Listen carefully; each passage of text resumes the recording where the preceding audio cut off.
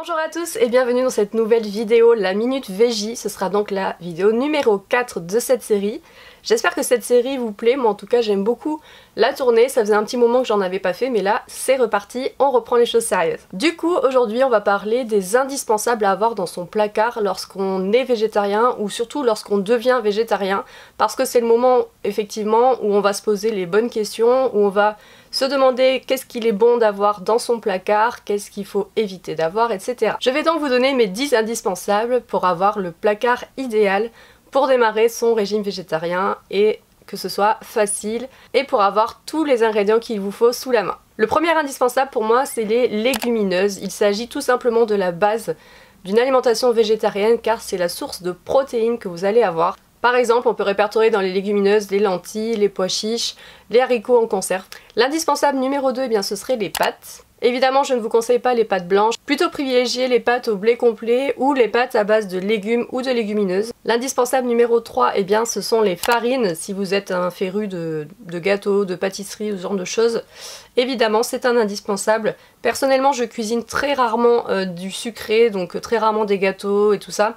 Donc c'est vrai que la farine, j'en utilise quasiment pas, mais ça reste quand même un indispensable à avoir dans son placard. Mon indispensable numéro 4, eh bien, ce serait les céréales. Donc le riz, les quinoa, les flocons d'avoine, le pain des fleurs également. Je ne sais pas si vous connaissez, je vous mets une petite photo ici, mais ce sont des petites tartines que vous pouvez manger au petit déjeuner ou même dans le repas. C'est vraiment très bon, c'est sans gluten, donc c'est très sain, voilà. Et je vous les conseille vraiment beaucoup, c'est très utile et très très bon. L'indispensable numéro 5, eh bien, ce sont les produits sucrants, donc par exemple le sucre de coco, le sirop d'agave ou le miel. L'indispensable numéro 6, eh bien, ce serait les oléagineux et les fruits secs, donc par exemple les amandes, les noix de cajou, les noix de macadamia, la coco râpée, les fruits secs ou les graines de courge par exemple. Mon indispensable numéro 7, ce serait les laits végétaux. Personnellement, je consomme plus du tout de lait animal pour les petits déjeuners et tout ça, c'est vraiment du lait végétal uniquement et il y en a des super bons vraiment. Mes indispensables à moi pour les laits végétaux, ce serait le lait de soja, le lait de riz et le lait de riz coco.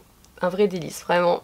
Trop trop bon. Ensuite, mon indispensable numéro 8, eh bien, ce serait les sauces. Par exemple, avoir de la sauce tomate dans son placard pour faire des bolognaises végétariennes, ou alors des sauces déjà toutes prêtes pour les jours où on n'a pas le temps, où on a la flemme, etc. C'est toujours bien d'en avoir dans le placard, d'en avoir un petit peu d'avance. Indispensable numéro 9, évidemment, les huiles. Par exemple, l'huile d'olive extra vierge pressée à froid, l'huile mix oméga 3 extra vierge pressée à froid, le vinaigre de cidre, voilà, ce genre de choses. Et pour finir, mon indispensable numéro 10, eh bien, ce sont les épices. Quand on devient végétarien, je pense qu'on cuisine pas mal avec les épices, chose qu'on ne faisait pas forcément avant. Enfin moi en tout cas, pour ma part, c'est ce qui s'est passé. Tout simplement parce que maintenant que je suis végétarienne, je cuisine pas mal des currys, des plats en sauce un petit peu comme ça. Du coup les épices pour moi c'est maintenant devenu indispensable, notamment le curry, le curcuma, la muscade pour faire des gratins dauphinois ou la muscade avec la pomme de terre, c'est genre une tuerie. La cannelle ou encore le cumin. Voilà, on en a maintenant terminé avec cette courte vidéo Minute VJ numéro 4. J'espère qu'elle vous aura plu et je vous dis à très bientôt pour une prochaine vidéo. Bye!